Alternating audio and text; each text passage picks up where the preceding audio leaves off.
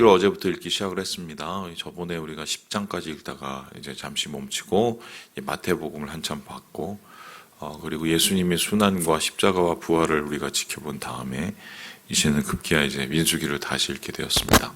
하필이면 민수기를 읽은 우리 첫 번째의 사건이 씁쓸한 사건입니다. 여러분 아시는 이 다베라 사건부터 시작해서 기브로 탔다와 이 사건.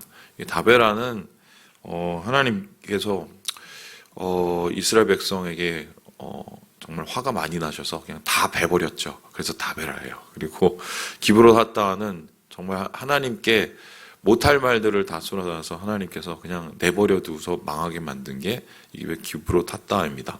자, 그렇다면은 이 두 사건, 다베라 그리고 기브로 탔다와 왜 이스라엘 백성은 하나님의 축복을 받아 시작한 이 출애굽기를 이렇게 하나님의 심판, 멸망 그리고 저주의 길로 바꾸게 되었을까? 물론 모든 사람이 다 그런 건 아니겠지요. 여기에 보면은 한 가지의 분명한 이야기가 나옵니다. 그것은 다른 것이 아니라 이스라엘 백성의 바로 입이었어요. 입. 이스라엘 백성의 입에 한마디로 하지 말아야 될 것을 하게 되었는데 그것은 다름 아니라 불평이었습니다. 불평. 여러분 불평이 뭡니까? 이 불평 아니 불자에다가 평할 평자, 평가할 평자입니다. 그러면은 이 불평이라는 말을 정의를 해보면 평가가 아니다. 평가도 아닌 평가입니다. 그러니까 좀 더 말을 해보면 말도 아닌 말. 왜 사람들은 평가도 아닌 평가를 하고 말도 아닌 말을 할까? 이 평가도 아닌 평가라는 것은 객관성이 없다는 거죠. 우리가 누구를 가지고 평가를 했을 때는 최소한 사람들을 설득시키고 그 사람들이 이렇다 저렇다 이 행동은 옳다 그르다라고 할 수 있는 기준이라는 게 있습니다. 그렇죠? 근데 그 기준이 사람들을 설득하기 위해선 최소한 그 기준은 일정해야 되고요.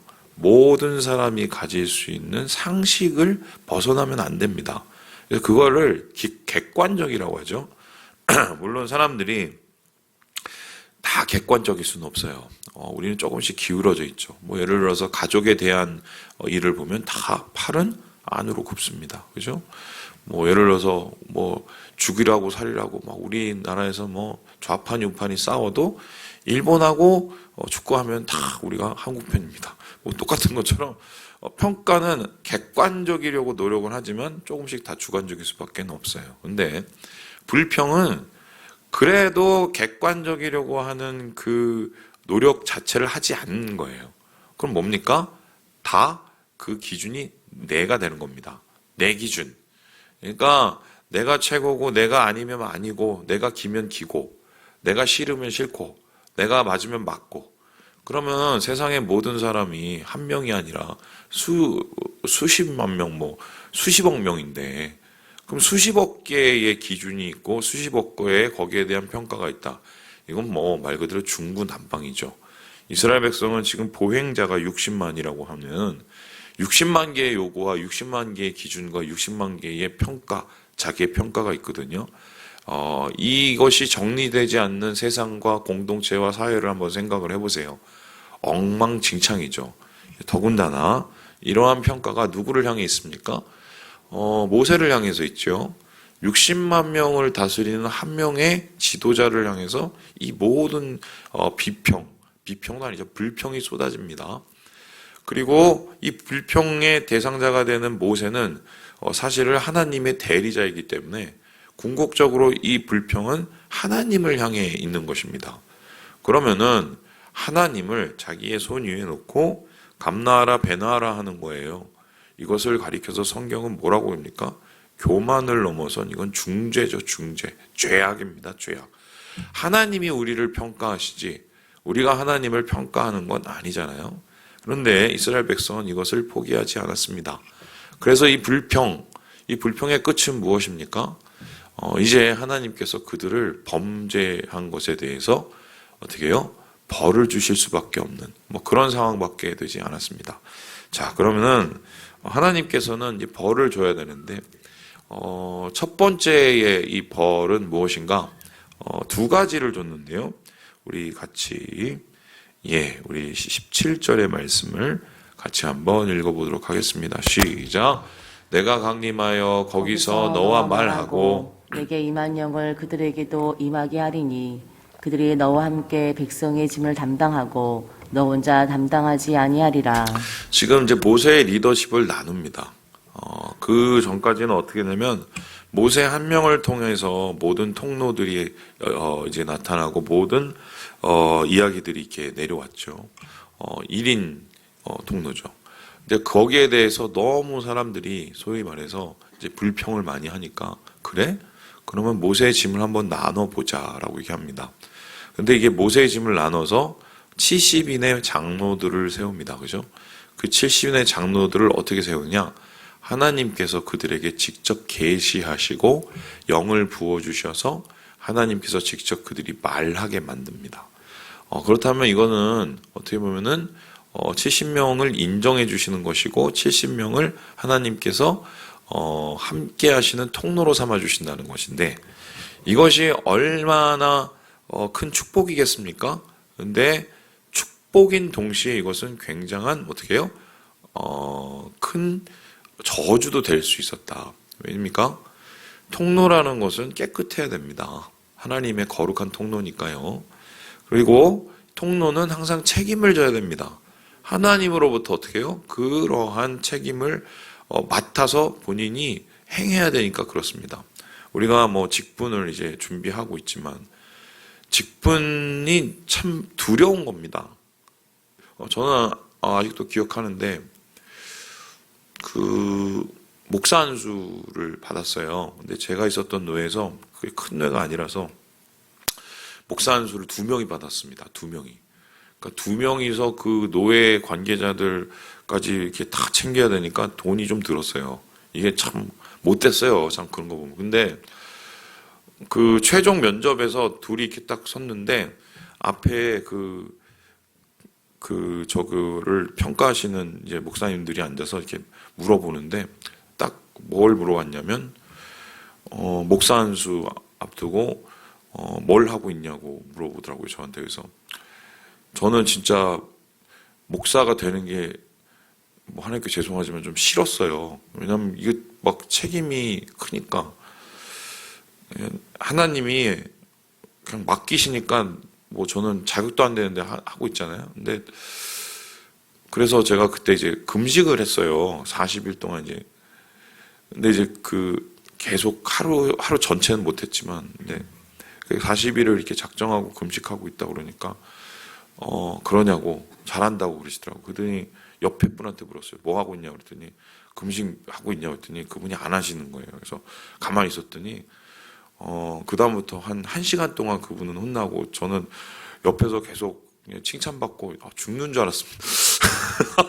근데 왜 그런지는 알겠어요. 지나 보니까 이 책임을 맡는다는 거는 이거는 사람들은 이게 뭐가 나오는 줄 알고 있는데 특별히 이제 하나님의 공동체에서 책임을 맡는다는 거는 이거는 짐은 큰데 거기에 대한 책임은 또 더 크고 근데 소위 말해서 모르겠어요. 뭐 큰 교회는 얼마나 좋은지 모르겠지만 대부분의 교회들은 그 책임에 대한 보상이 많지가 않아요. 사실은. 왜냐하면 이건 뭐 보상 때문에 하는 게 아니라 주님 때문에 하고 주님이 이제 우리를 사용하시는 게 감사하니까 하는 거죠, 사실은.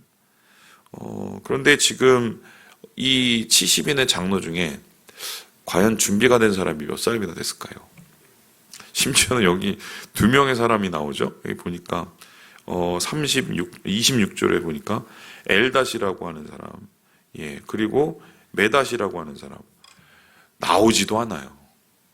그 영을 받으러 나와야 되는데 나오지도 않고 집에 있어.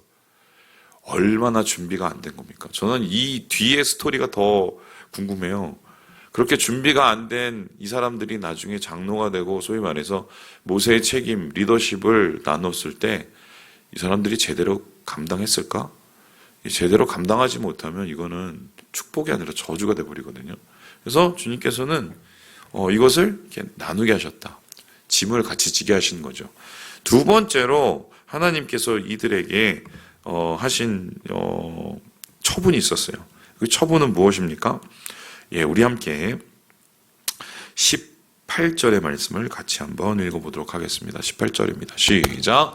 또 백성에게 이르기를 너희의 몸을 거룩히 하여 내일 고기 먹기를 기다리라.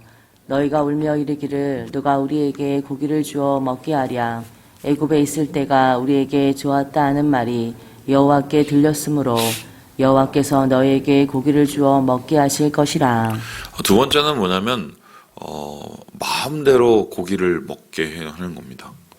첫 번째는 자기들이 하고 싶었던 대로 권리를 주죠. 근데 권리에 대한 책임도 주죠. 책임에 대한 분명히 그 책임을 물으시는 거죠. 그리고 두 번째는 그래? 내가 고기 먹다고 싶지 한번 먹어봐. 그리고 고기를 던져줍니다. 자, 이것은 겉으로 볼 땐 축복 아닙니까? 하나님께서 고기를 어느 정도 주셨냐면은 31절에 보니까 여기입니다. 진영 사방으로 하루길 되는 지면 위 2규빗쯤 내리게 한지라. 이게 어느 정도 수준인지 제가 설명해 드릴게요. 하루길이면은 한 30km 봅시다. 그러면은 하루길이면 이쪽도 하루길 저쪽도 하루길이면 최소 애걸음으로도 20km라고 치면은 40km 면적이에요. 사방으로. 그럼 40km 면적에 얼만큼 쌓였냐? 2규빗이 쌓입니다. 1m가 쌓여요. 1m면 뭐 이 정도죠. 이 정도. 예. 이 정도 쌓이는 고기가 아마 메추라기를 하나님께서 뭐 동풍을 부르게 하셨는지 뭐 쓸어 모아 하셨겠죠. 쌓이게 하는 거예요. 40km. 그러면 40km는 어느 정도냐? 서울이야, 서울. 서울 크기의 이 공간에 1m의 물론 완전히 다 쌓였지는 않겠지만 중간중간 이렇게 쌓였겠죠. 그 메추라기가 다 쌓였다고 한번 생각을 해보세요. 그래서 이 사람들이 일어나서 그냥 하루하루 준 게 10호멜이면 이거는 한 호멜이 220리터거든요. 그럼 10호멜은 2200리터. 이게 도대체 얼마나인가요? 이건 그래서 얼마나 얘네들이 기분이 좋았냐면 이거를 이제 펴놔요. 아, 나 이만큼 잡았어요. 그게 펴놔. 기분이 좋은 거지. 자, 그럼 우리 생각에 아니 고기 먹게 해달라서 고기를 줬으면 축복이잖아요. 근데 이게 왜 저주가 됩니까? 심지어 나중에 어떤 일이 일어나냐면 33절에 보니까 고기가 이 사이에 씹히기 전에 여호와께서 백성에게 대하여 노하사 심히 큰 재앙을 치셨으므로 뒤져요. 그럼 왜 죽냐? 우리는 여기서 아주 하나님의 중요한 심판의 방법을 알게 됩니다. 왜 불평을 합니까? 욕심 때문에죠. 자기 마음에 안 드니까 내버려 두세요. 그래, 네 마음대로 다 해봐. 그래, 모세의 그 리더십에 니네가 화를 냈지? 한번 책임 맡아봐. 고기 한번 먹고 싶다. 한번 배 터지도록 한번 먹어봐. 왜 죽었을까요? 왜 죽었는지는 안 나와요. 그런데 한 가지 우리가 볼 게 18절 아까 금방 읽었지만 너희의 몸을 거룩히 하여 내일 고기 먹기를 기다리라 이렇게 얘기하잖아요. 그죠? 그러면 고기를 위해서 거룩하게 하라. 거룩하게 하라는 것은 준비하고 이렇게 예비하라는 거죠. 그런데 고기를 보자 눈이 휘둥그러겠죠? 그리고는 그거는 최소한 기도도 안 하고 막 잡수신 거죠? 제가 볼 때는 배 터져서 죽었든지 아니면은 체해서 죽었든지 둘 중에 하나일 것 같아요. 하나님의 저주는 바로 이런 겁니다. 어떤 사람은 목사님 잘 사는 사람들 보면은 못된 사람이 이렇게 많은데 왜 하나님은 축복회를 교회 열심히 다니는 사람을 하나님 축복해 주셔서 잘 살게 해주시고 그래야 되는데 왜 못된 사람이 더 잘 살게 해주시고. 여러분 그게 겉으로 보기엔 축복인 것 같지만 그게 저주일 수 있어요. 자신의 탐욕을 다스리지 않고 자신의 본능을 하나님 앞에 온전히 맡겨드리지 않는 상태에서의 힘, 명예, 권력, 사람을 파괴시킵니다. 가족을 파괴시켜요. 여러분 제가 말씀드리죠. 제가 강남에서 그 장례하면서 느꼈던 거. 장례 끝나고 나서 그 살벌한 분위기를 아직도 기억하고 있다. 뭐죠? 다 유산, 재산 분배, 가족들이 어머니 아버지 죽은 앞에서 그 재산 몇 푼 더 끌어모으려고 심지어는 그 부조 가지고 그 부조 나눠 먹는 거로 또 싸우고 우리 생각엔 그 사람들이 막 뭐 거의 한 몇백 명이 와서 그렇게 부조를 내면 그게 돈이 얼마예요? 축복이죠? 저주예요. 이게 탐욕을 내버려 두시는 이게 저주인 거예요. 저주. 자, 그럼 오늘 말씀을 통해서 우리가 깨닫게 되는 것은 무엇입니까? 불평을 하지 말아야겠다. 첫 번째. 최소한 하나님 앞에서는 좀 우리가 하나님의 기준이 돼서 한 번만이라도 생각을 해본다면 그러면은 우리의 불평이 반은 줄 것이다. 그죠? 그리고 두 번째, 뭐가 있겠습니까? 내가 하고 싶은 대로 다 하면 그게 저주입니다. 목사님, 제가 요즘에 죄를 엄청 짓는데 하나님이 아무것도 안 하시고 그냥 내버려둬요. 이제 여러분 죽을 날이 다가오는 거예요. 저주예요, 저주. 우리나라 이 세대를 보세요. 지금 엉망진창으로 가지요. 주님이 지금 손에 놓으셨어요. 사실 제가 볼 때. 한국 교회와 한국 사회를 좀 놓으셨어요. 내가 볼 때.